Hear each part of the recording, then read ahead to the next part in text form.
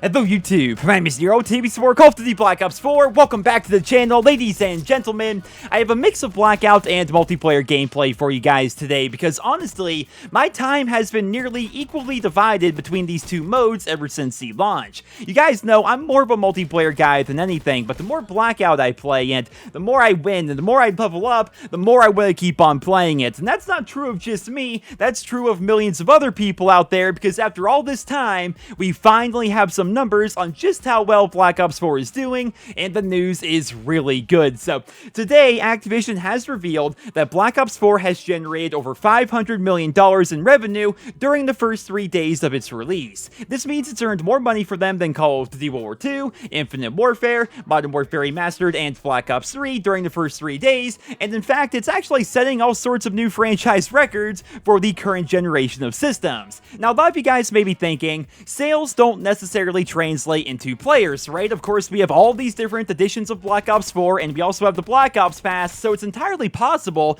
that the reason why the game is making so much money right now is because people on average are spending more money than they did back in the day, but apparently that's not the case, at least according to Activision. According to them, Black Ops 4 has set a new franchise record for most combined players, most hours played per person on average, and total hours played by the community during the first 3 days of a launch on the current generation of systems.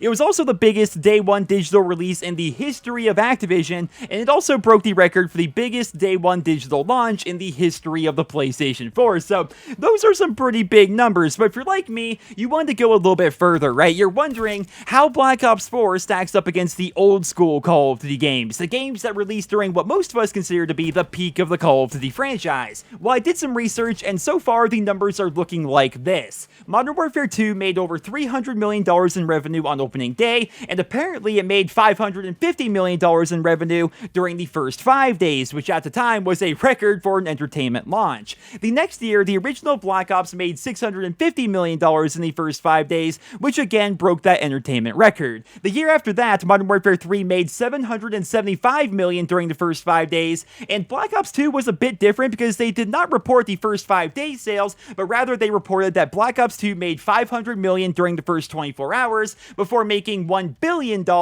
in the first 15 days. When you look at numbers like that, you can see why lots of people think it's unfair to compare the current CODs to the older ones. Call of Duty exploded back in the day in a way that very few video games ever have before or ever will again, but it's promising to see that Black Ops 4 is in the same ballpark as those old school Call of Duty games. Now, obviously, it's hard to compare player count and player numbers because those numbers are pretty much hidden by Activision, but so far, according to them, Black Ops 4 has already beat out Call of Duty World War II, Infinite Warfare, Modern Warfare Remastered, Black Ops 3, Modern Warfare 2, and the original Black Ops in terms of opening weekend sales, and it's also quite comparable to what we saw back during Modern Warfare 3's launch, and for those that don't know, Modern Warfare 3 went on to be the best-selling Call of Duty game of all time, so that's not bad for Black Ops 4 being the 15th main game in the series that started back in 2003, but the big question right now on everybody's mind is how exactly will Activision manage this success going forward? You guys know as well as I that the Call of Duty life cycle for most gamers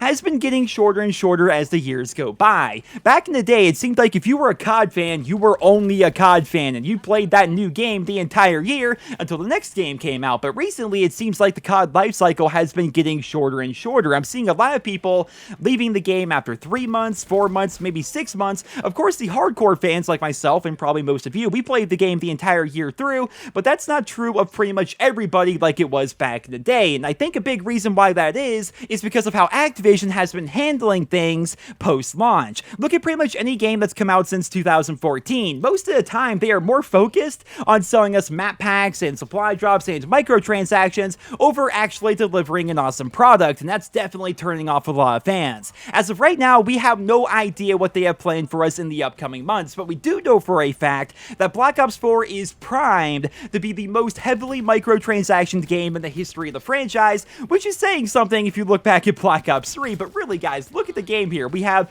specialist outfits and specialist face paint and weapon camos and attachments and emotes and sprays and voice lines and blackout skins and wingsuits and zombie items. I could go on, like the list goes on and on here, but still, we have no clue what they have planned for us and how they plan to handle things. They also heavily pushed COD points on us as a pre-order bonus, but as of right now, we don't know what we're spending those COD points on because they're not here at launch, and neither are supply drops, even though supply drops have been in every main release of Call of Duty since Advanced Warfare. You guys may remember a couple of videos ago, I talked about the new Battle Pass that Activision accidentally leaked via their own blog post, but as you guys know, they removed that blog post and have not mentioned it once since, so they're being very tight-lipped about everything during the opening week, and honestly, it's starting to get a little bit creepy. Like, why are they hiding everything? What kind of business hides this kind of stuff from their consumers, especially when their customers have already paid for a lot of the things that they are currently hiding? That's the biggest downside to pre-ordering video games, not even just here in the Call of Duty space, but video games in general. You essentially buy things on faith without really knowing what you're spending your money on. That's the biggest reason why the Black Ops Pass got so much backlash. It's not because it's just another season pass, it's because we have no idea what we're getting with the Black Ops Pass, but we are required to buy it up front on faith if we want to have access to a lot of content during the launch window. That's why the Black Ops Pass got so much backlash, not because it's just a season pass or we just like to complain. It's a valid argument and a valid reason why people are upset, and the same is also true of COD points, right? Like, they push this on us as a pre-order bonus, but we have no idea what these COD points are going to be spent on, and even though we technically own them, like we all that pre-ordered have access to these COD points, they're not in the game. We can't actually use them, and we don't know what they're used for, even though we technically own them. So it's a really, really muddled situation, and honestly, I think the best case scenario is that COD points receive a huge overhaul and basically become the V-Bucks of the Call of Duty franchise. I've said it time and time again, I have no problem with microtransactions as an idea. It's the implementation that I have an issue with, and supply drops are just a system that needs to go. Supply drops do not need to be part of Call of Duty or any other video game out there. I've heard the arguments, and I'll never agree with them. I've seen plenty of people say that they like supply drops because they give you something to work towards. You grind up your crypto keys or whatever, you get your drop, and that drop may contain something good, but you guys know as well as I do that most of the time you're not getting anything good out of your supply drop. You're grinding your time, you're grinding sometimes your money for a chance at something good. Wouldn't it be better if you could focus your time and efforts towards actually unlocking something great or just directly purchasing something great? Now, obviously, there's a debate to be had about whether or not you should even be able to purchase things at all, because purchased items can devalue the items that you earn in-game. Metal Flage versus Chrome Camo is fresh in my mind, but I still like that system a lot more than the supply drop system. Now, to Activision's credit, they have made the supply drop system better and better as each year goes on. You look at the supply drops that we had in Call of Duty World War II versus the ones that we had back in Black Ops 3, they are night and day different, but even then, there are still plenty of issues with the system that we had in COD World War II. You guys remember,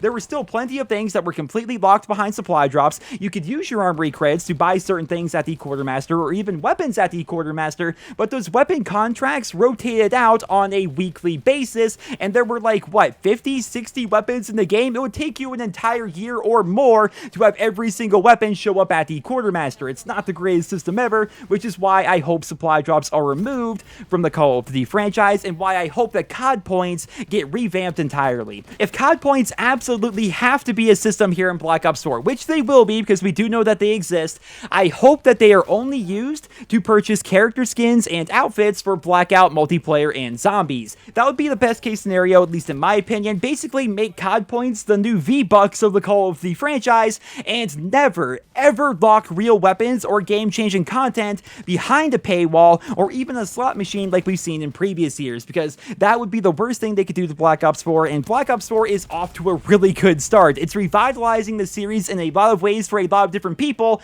and I would hate to see Activision ruin that. So that's what I want to talk about here in today's video. Now, for those that remember, Black Ops 4 is set to have a big update this week. Treyarch did reveal that leaderboards and combat records and a couple of other things are going to be added to the game this week, and so far that has not happened, right? But with tomorrow being Friday, I imagine the update will happen then, and maybe if the update does go through tomorrow, Activision will finally break their silence on what they intend to do with this new Battle Pass and the COD point system. As always, I will keep you guys posted with more details as they become available. But really quickly, before I end off the video here today, I would like to ask you guys, what level are you in Blackout, and what level are you in multiplayer? Maybe if you're a zombies guy, let me know how you're enjoying that as well, because like I said, there are millions of people returning and playing Black Ops 4 this year, and I'm super interested to see how those people are spending their time. So let me know about that down there in the comments. Thank you all so much for listening, and I hope you guys all have a wonderful day.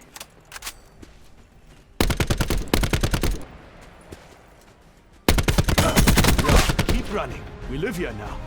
Mission area secure. Good work.